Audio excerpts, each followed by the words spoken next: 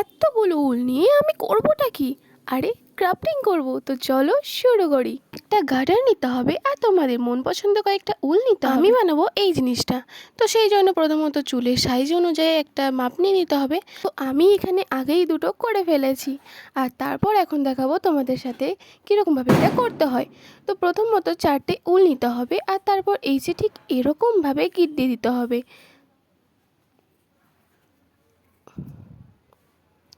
তো খুব ভালোভাবে গিটার দেওয়ার পর পরপর 3টে করে দিতে হবে, দুই দিকে একই কালার আর মধ্যেখানে আলাদা কালার।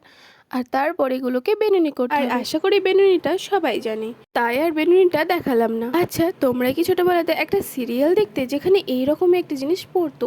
আর সেই সিরিয়ালটা কি বলো তো? এই যে কিরণমালা। আমি তো প্রচুর দেখতাম, আর তার মাথায় কিন্তু ঠিক এরকমভাবে থাকতো।